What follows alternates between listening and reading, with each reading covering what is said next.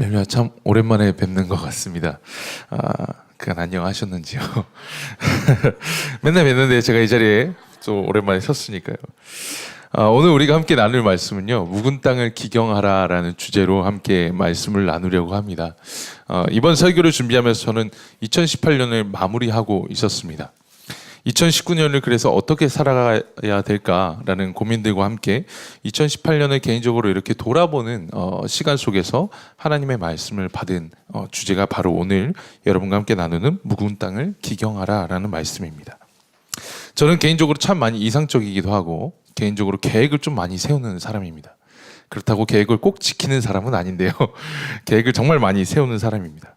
그래서 이 말씀을 받았을 때 사실 2018년을 개인적으로 마무리할 때 참 많이 후회도 참 많았고, 이렇게 학업과 또 교회 사역을 처음으로 병행하면서 좀 많이 이렇게 균형을 맞추지 못해서 개인적으로 아쉬운 것들이 많았기 때문에 올 한 해 어떻게 그것을 또 맞춰 나갈까, 또 신앙적으로는 개인적으로 좀 퇴보했던 그런 경험이 있어서 좀 이렇게 신앙적으로 내가 어떻게 하나님 앞에 더욱더 진보할 수 있을까 고민을 많이 했던 한 해였습니다. 그래서 그렇게 마무리하고 내년에 내가 이런 것도 하고 저런 것도 하고 하나님 앞에 이런 계획들을 한번 세워봐야겠다라고 기도를 하는 중에 하나님께서 오늘 저에게 이 주제 묵은 땅을 기경하라 라는 말씀을 주셨습니다. 오늘 호세아서 10장의 말씀의 배경을 좀 먼저 알면, 먼저 이스라엘은 목사님께서 많이 설교 때 나누셨죠. 이스라엘은 두 개의 큰 나라로 이렇게 나누어져 있었습니다. 그래서 남쪽에는 유다, 그리고 북쪽에는 북이스라엘이라는 나라로 이렇게 그 나라가 분단되어 있었던 때였죠. 그리고 특별히 호세아 선지자가 활동했던 때는 이 북이스라엘의 여로보암 2세 왕이 통치했던 때입니다. 이 여로보암 2세 왕은 이스라엘의 가장 경제적으로나 그리고 정치적으로 부유함과 강대함을 가지게 했던 왕이었습니다. 사실 일반적으로 눈으로 보았을 때 여로보암 2세 왕은 전쟁을 통해서 국가의 확장을 크게 가져왔고, 또 타국과의 무역을 통해서 경제적으로도 풍요를 누리게 했던 왕입니다. 그래서 사실 호세아 선지자가 활동했던 그 당시에는 이스라엘이 굉장히 강대했고 부유했기 때문에 사람의 눈으로 볼 때에는 그 당시에 여로보암 2세 왕은 굉장히 완벽했던 왕에 가까웠습니다. 그런데 이 일반적으로 눈으로 볼 때에는 여로보암 2세 왕은 완벽했을지 모르나 하나님이 보시기에 여로보암은 그렇게 완벽하지 못한 왕이었습니다. 심지어 하나님의 눈으로 보기에는 여로보암 2세 왕은 악한 왕이기도 하였습니다. 하나님께서 이스라엘에게 약속하신 풍성함과 부유함을 누리던 그때에 그 이스라엘이 하나님의 은혜를 잊어버리고 점점 물질 만능주의와 쾌락주의에 빠져 그렇게 가도록 이끌었던 왕이기도 했기 때문입니다. 넓어진 영토로 인해서 이방인들과의 접촉이 굉장히 잦았고, 또 이방인들 간의 무역을 통해서 들어온 우상들이 알게 모르게 이스라엘의 삶 가운데 상당히 많이 들어와 있었습니다. 그래서 그들은 이제 하나님을 버리고 자신의 성공과 안위를 위해서 금송아지를 만들기도 하고 하나님이 미워하시는 제사를 지내며 죄악으로 가득한 시간을 보내고 있던 것입니다. 북이스라엘의 삶은 이제 넘쳐나는 부유함 속에서 하나님의 심판조차 감지하지 못하는 그러한 무지함과 둔감함 속에 빠져버렸습니다. 이런 이스라엘의 배경을 묵상하다 보니까 하나님께서 왜 2018년을 마무리하는 저에게 묵은 땅을 기경하라는 그 말씀을 주셨는지 이해가 되었습니다. 실로 제 신앙을 돌아보니까 신앙을 가장 잘 점검해야 되는 때는 부유함 속에서인 것 같습니다. 2018년을 마치는 저는 부유하였습니다. 제 몸을 보면 좀 그렇지 않나요? 제가 3월 달에 여기 섰었는데 그때만 해도 이렇게 네. 지금 제가 2018년을 마무리하는 저에게 지금 저는 마음적으로도 좀 어려운 것들이 많이 정리가 되었고, 경제적으로도 좀 어려운 시기를 조금 지나서 이제 어느 정도 수습이 되어가는 때였습니다. 그리고 사실 20대 후반에 저의 길을 찾아서 지금 일을 하고 있는 것을 생각해 보면 지금 시대의 청년으로서 좀 어느 정도 안정되지 않았나라는 생각도 듭니다. 이렇게 부족함이 없어 보니 문제는 뭐냐면 제가 부족하지 않을 때가 생각이 나지 않는다는 거죠. 그리고 이 부유한 때에 제가 하나님을 찾지 않는다는 것이었습니다. 저는 부족할 때 주님을 되게 잘 찾습니다. 어려운 때는 누가 안 가라고 해도요, 교회에 가서 기도하고 새벽 예배며 3일 예배며 정말 열심히 기도했습니다. 제가 전도사 되기 전에 청년 때만 해도 정말 3일 예배를 좋아했고 또 새벽 예배를 즐겨하던 청년이었습니다. 기도가 근데 응답되어서 상황이 이렇게 해결되어지면 지금 사역하고 있는 저도 새벽에 눈뜨기가 정말 어렵습니다. 그래서 오늘 이 자리에 나온 여러분이 되게 존경스러운 것 같습니다. 3일 예배 가기가 힘들고 기도는 1분 해도 왜 이렇게 안 지난지 모르겠습니다. 다른 생각이 수도 없이 떠오르고 전에는 죄짓기가 두려웠는데 해결받고 응답받으면 이제는 죄짓기가 쉬워지는 제 모습이 지금 이 북이스라엘의 신앙과도 같다는 생각이 참 많이 들었습니다. 가장 큰 문제는 목사님께서 이번에 저에게 여리고 특세를 인도하시는 주제를 주셨죠. 그래서 사역자들은 먼저 이것을 이제 묵상하고 있었는데 예수 그리스도를 깊이 생각하라라는 이 말씀이 제 마음에 처음에 이렇게 와닿았을 때 제 마음에 크게 감동이 없었다는 것이 저에게 또 충격적이었습니다. 내 삶을 전부 드리겠다고 말씀드렸던 예수님이, 그리고 나를 위해서 고난당하시고 십자가 지셨다는 그 예수님이, 나를 사랑하셔서 나를 그 쓰레기 같은 인생 속에서 나를 인도하셨던 그 예수님이 이제는 설교할 때나 끄집어 사용하는 예수가 되어버렸다는 것이 저의 신앙의 가장 큰 문제였습니다. 풍요로워지니 예수의 은혜가 더 이상 필요하지 않았고, 마음이 평안하니 예수 없이도 살겠다는 교만함이 올라와서 저를 부여잡고 있는데도 저는 어느새 영적으로 점점 무지해져서 그것마저 깨닫지 못하고 있었습니다. 내가 예수에 대한 감격이 사라졌구나. 내가 영적으로 무지해졌구나. 하나님께서 허락하신 평안함과 부유함 속에서 이제는 상황이 어느 정도 해결되었으니 신앙적으로 성장하기를 도모해야 되는 그때에, 다른 이들에게 나의 예수를 전해야 되는 때에 이제 되려 나태와 무지함 속에서 하루하루를 살아가는 제 모습이 오늘 이 말씀 속에 이스라엘과 같다는 것을 알게 하셨습니다. 오늘 설교로 나누는 여러분 가운데 여러분의 삶에 평안이 있으시다면, 그리고 응답이 있으시다면, 그리고 예수로 말미암아 새로운 생명을 얻었고 구원의 기쁨을 소유하셨다면 이제는 예수와 더욱 가까이 되기를 바라고 소망하는 여러분 되기를 소망합니다. 그래서 그리스도인으로, 진정 그리스도인 된 삶으로 더욱 바라고 그렇게 살기를 도모하는 여러분 되시길 소망합니다. 오늘 본문에서 하나님은 그렇게 경제적으로나 정치적으로 풍요를 누리면서 하나님의 심판의 경고를 받아들이지 않고, 하나님께 예비하지 않고 하나님을 찾지 않는 자들에게 하나님의 경고를 다시 한번 보내십니다. 오늘 10장 9절의 말씀을 함께 읽도록 하겠습니다. 9절과 10절의 말씀을 함께 한 목소리로 읽겠습니다. 이스라엘아, 내가 기브아 시대로부터 범죄하더니 지금까지 죄를 짓는구나. 그러니 범죄한 자손들에 대한 전쟁이 어찌 기브아에서 일어나지 않겠느냐. 내가 원하는 때에 그들을 징계하리니 그들이 두 가지 죄에 걸릴 때에 만민이 모여서 그들을 치리라. 아멘. 이 말씀의 기브아 시대라는 것은 사사기 19장에서 21장까지를 배경으로 하고 있습니다. 이 기브아 시대는 사사 시대에서도 가장 암흑기라고 여겨지는 시대이기도 합니다. 레위인이 베냐민 지파에 속한 기브아에서 일어났던 끔찍한 사건을 배경으로 하고 있습니다. 이 당시에 이 배경을 살펴보면 한 레위인이 자신의 첩을 이렇게 첩이 있었는데 그 첩이 베냐민 지파 사람으로 인해서 강간과 살해를 좀 끔찍하게 당하게 되었습니다. 그런데 이 레위인이 그 죽어있던 자신의 첩의 시체를 옮겨와서 그 시체를 12조각으로 토막내어서 이스라엘 땅 사방에 보내고 이스라엘 전체에게 이 일로 인해서 자신이 겪은 수모를 같이 편지로 동봉하여 보내셨습니다.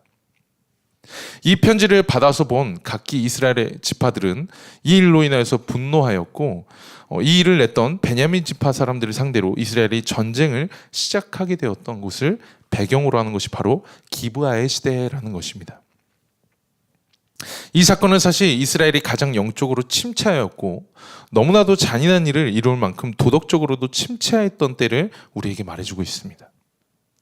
생각해보면 더욱 그렇습니다. 하나님을 예배하기 위해 세운 레위인이 자신의 본처도 모자라서 첩을 따로 두었고 그 첩을 같은 이스라엘 사람인 베냐민 지파 사람이 강간하고 살인한 것도 놀라운데 그 죽은 첩을 12도막을 내서 이스라엘 각국으로 보낸 이 레위인이 얼마나 당황스러울까요?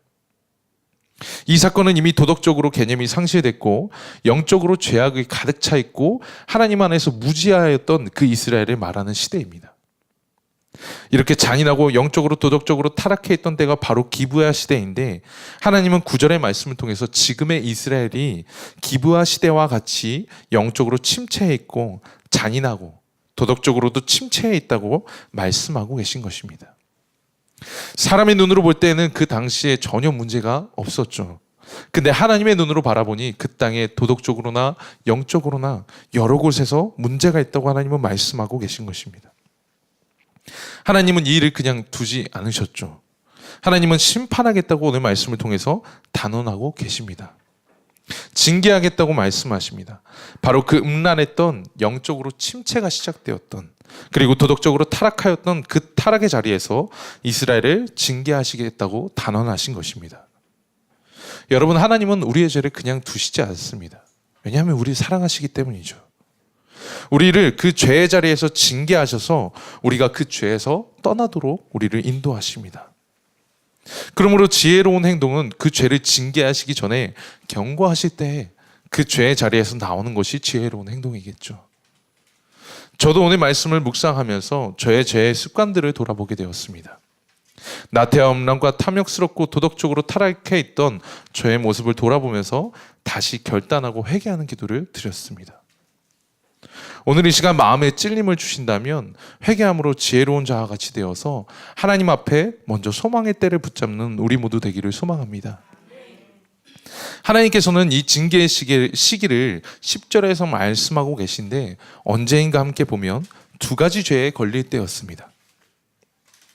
이 두 가지 죄를 주석을 참고해 보니 문맥상으로 볼 때에 호세아 5절과 그리고 7절의 말씀에서 인용할 수 있는 죄였습니다. 우리 5절과 7절의 말씀을 함께 읽도록 하겠습니다. 사마리아 주민이 베다웬의 송아지로 말미암아 두려워할 것이라. 그 백성이 슬퍼하며 그것을 기뻐하던 제사장들도 슬퍼하리니 이는 그의 영광이 떠나감이며 사마리아 왕은 물 위에 있는 거품같이 멸망할 것이며. 아멘. 우리가 첫 번째로 볼 단어는 베다웬의 송아지입니다. 이것은 이스라엘의 그 우상 숭배를 말씀하고 계신 것이죠. 그리고 두 번째로 볼 단어는 사마리아 왕입니다. 이 사마리아 왕은 하나님이 세운 리더십, 다윗의 계보를 따른 리더십이 아니라 이스라엘 스스로 자신들이 지혜롭다고 여겨서, 그리고 자신들이 원하는 왕을 세운 권력을 상징하고 있는 것입니다. 결국 하나님은 이스라엘을 향해서 하나님을 버리고 그들이 자신의 우상을 만들어서 그것을 섬기고 있는 우상 숭배의 죄, 그리고 하나님이 세운 리더십에 따르지 않고 자신이 원하는, 그리고 하나님의 리더십을 무시한 채 자신이 원하는 그런 권력에만 순종하는 죄에 대해서 말씀하고 계시다는 것입니다. 이 말씀을 묵상하면서 저에게 되게 많이 찔림이 왔습니다. 먼저는 이스라엘이 부유하던 그때에, 평안하던 때에 자신을 위한 우상을 세웠다는 그것이 저에게 예수가 필요 없어져서 더 이상 성공이라는 우상을, 그리고 물질이라는 우상을, 나의 행복이라는 우상을 세운 제 모습이 그것과 겹쳐졌기 때문이었습니다. 둘째로 사실 더 컸던 것은 하나님께서 제 위에 세우신 목사님께 순종하여야 되는데, 목사님께 바로 순종하지 못하고 내 마음대로 하려는 그 마음을 하나님께서 짚어주셨기 때문입니다. 여러분, 저는 보기보다 고집이 강한 자입니다. 이렇게 사역자들이 합이 좋다는 칭찬을 되게 많이 해주시는데, 사실 그 사역자들 중에서 성격이 가장 모난 자는 저라고 확신을 합니다. 네. 사실 진짜 보면 그렇습니다. 저는 제 생각에 조씨들이 그렇다고요? 나중에 조관사님께 이럴 겁니다. 네. 저는 제 생각에 안 맞는다 싶으면 들이받는 성격입니다. 그래서 사실 신전사님하고 김전사님이 고생을 되게 많이 합니다. 그래서 배려도 많이 하고, 사실 저 때문에 참아줄 때가 많아서 참 미안하고 감사할 때가 많습니다. 문제는 뭐냐면 이게 담임 목사님께도 변함없이 그렇다는 게 문제입니다. 이게 제가 군대를 안 갔다 와서인지 모르겠지만, 목사님이 사실 성품이 좀 좋으셔서 그렇지 다른 분 같았으면 저는 이 자리에 없었겠죠. 네. 제 고집이 강하고 안 된다 생각되면 들이받을 때가 참 많습니다.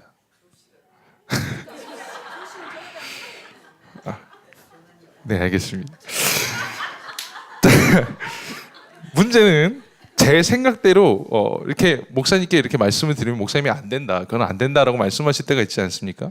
그러면 저는 제 고집대로 하고 나서 목사님을 이렇게 놀리킬 때도 사실은 있었습니다. 생각해 보니 저는 늘 윗사람에게 온전한 순종을 참 못할 때가 많았습니다. 근데 오늘 말씀을 통해서 보니까 저에게 주신 리더십은 분명히 하나님이 세우신 리더십이라는 것을 오늘 성경 말씀을 통해서 저에게 말씀하고 계셨습니다. 저에게 세운 리더십은 하나님의 뜻이었던 거죠. 그 말씀에 순종하지 못한 제 모습을 하나님은 오늘 말씀을 통해서 다시 한번 짚어주셨습니다. 여러분, 오늘 말씀을 들으면서 여러분 마음에 새기실 때 기억해야 될 것은 하나님은 우리에게 오직 하나이신 한 분 하나님이 되길 원하신다는 것입니다. 그래서 하나이신 나의 주인, 나의 삶의 통치자이자 나의 왕이 되기를 원하신다는 것입니다. 그것은 교회의 영역에서만, 그리고 나의 어떤 신앙생활의 영역 속에서만 해당되는 것이 아닙니다. 그것은 내 삶의 모든 영역 속에서 그러합니다.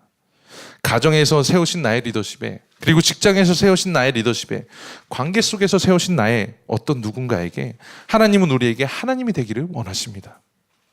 그리고 우리의 모든 영역 속에서 하나님은 우리에게 하나님의 리더십을 우리에게 주셨습니다.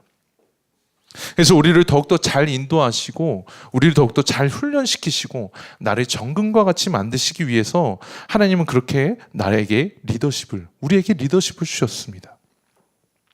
오늘 하루 말씀을 들으면서 우리 삶 가운데 하나님이 하나님 되실 수 있도록 함께 소망하고 기도하고 힘쓰는 우리 모두 되기를 소망합니다. 우리 11절에서 12절 말씀을 함께 읽도록 하겠습니다. 에브라임은 마치 기드린 암소 같아서 곡식 밟기를 좋아하나 내가 그의 아름다운 목에 멍에를 메우고 에브라임 위에 사람을 태우리니 유다가 밭을 갈고 야곱이 흙덩이를 깨뜨리리라. 너희가 자기를 위하여 공의를 심고 인애를 거두라. 너희 묵은 땅을 기경하라. 지금이 곧 여호와를 찾을 때니 마침내 여호와께서 오사 공의를 비처럼 너희에게 내리시리라. 아멘. 하나님께서는 더 이상 순종하지 않는 이스라엘을, 하나님의 회개의 말씀에 순종하지 않는 이스라엘을 곡식 밟기를 좋아하는 암소같이 비유하셨습니다. 여러분 생각해 보십시오. 소가 말을 듣지 않고 밭을 이렇게 갈게 만들려고 하는데 그것에 순종하지 않고 오히려 곡식을 짓밟고 있는 모습을 보면 우리가 어떻게 해야 될까요? 결국은 그 목에 멍에를 메우고 사람이 그 위에 타서 채찍질 하여야겠죠. 그래서 밭을 갈게 하고 주인이 원하는 곳에 순종할 수 있도록 훈련시켜야 되지 않겠습니까? 하나님은 그렇게 이스라엘을 징계하시고 훈련하겠다 말씀하고 계신 것입니다. 하나님의 말씀에 순종하지 않고 스스로 우상을 섬기고 자신의 멋대로 살려고 하는 그 이스라엘을 향해서 다시 붙잡아서 온전히 하나님께 순종하는 백성이 될 수 있도록 훈계하겠다 하나님은 말씀하고 계신 것입니다. 그래서 하나님은 그 훈련의 때에 그들이 공의를 그 밭에 심고 인애를 거둘 수 있고 또 그 죄로 인해 묵어있던 땅을 깨뜨리고 다시 갈아엎어서 기경하라 라고 말씀하고 계신 것입니다. 이스라엘은 실제로 이 경고의 말씀처럼 타국으로 인해 멸망을 얻게 되었습니다.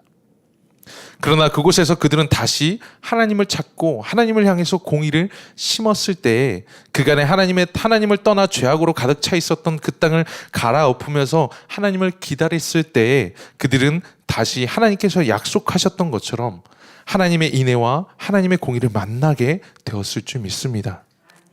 이전에 거짓과 자신을 의지했던, 자신을 위해서 심어왔던 모든 것을 멈추고 그들은 하나님을 향하여 다시 한번 자신의 밭을 갈아엎는 시간을 가졌던 것입니다. 저는 이 부분이 너무나도 저에게 은혜가 되었습니다. 이스라엘을 사실 영영 떠나버리실 수 있는 하나님이셨습니다. 하나님은 충분히 능력이 되시고 하나님은 충분히 모든 것을 할 수 있는 분이시기 때문에 이스라엘이 아니어도 하나님의 민족을 만드실 수 있는 분이었습니다. 예수님을 한국 땅에서도 나오게 하실 수 있는 분이셨습니다. 그런데 굳이 그 약속하신 것 때문에 이스라엘을 향하여 하나님께서 그 전에 약속하신 것 때문에 이스라엘을 버리지 않고 다시 붙잡아서 순종하시도록 이끄시는 그 장면이 저에게는 너무 큰 사랑으로 느껴졌기 때문입니다. 회개하라 말씀하시면서 끊임없이 기회를 주시는 그 하나님이 저에게 사랑으로 임했기 때문입니다. 저는 이 말씀을 준비하면서 제 마음에 묵어있던 땅을 깨어내기 시작했습니다. 아니, 사실은 주님께서 이 말씀을 통해서 제 마음에 묵어있던 땅을 깨어내기 시작하셨습니다. 처음에는 그것이 너무나도 괴롭고 아프더라고요. 저를 찌르고 괴롭게 하고 보기 싫은 것을 자꾸 마주하게 하고 드러내기 싫은 것들을 드러나게 하였습니다. 그래서 아침에 새벽 기도 때 결단하였던 것이 삶에서 무너져서 밤에는 후회돼서 돌아오는 그 삶을 계속해서 반복하게 만드셨습니다. 하루하루 눈물로 주님 앞에 서니 하나님으로 만족해하고 하나님께 나의 전부를 드리겠다던 그 신앙의 때에 기쁨을 다시 한번 바라고 있는 저 자신을 바라보게 되었습니다. 하나님이 아닌 다른 것들로 채워왔던 평안이 거짓 평안임을 알게 하셨고, 하나님을 이용하고 나의 멋대로 사용했던 지난 날을 후회스럽게 만드셨습니다. 그리고 다시 주님 앞에 서서 말씀드리기를, 주님, 제 묵은 땅을 기경하소서. 제 안에 묵어있는 모든 것을 깨뜨리고 뒤집으소서. 그리고 주님 앞에 서기에는 너무나도 추악하고 더럽고 악한 이 제 모든 죄를 깨뜨리시옵소서.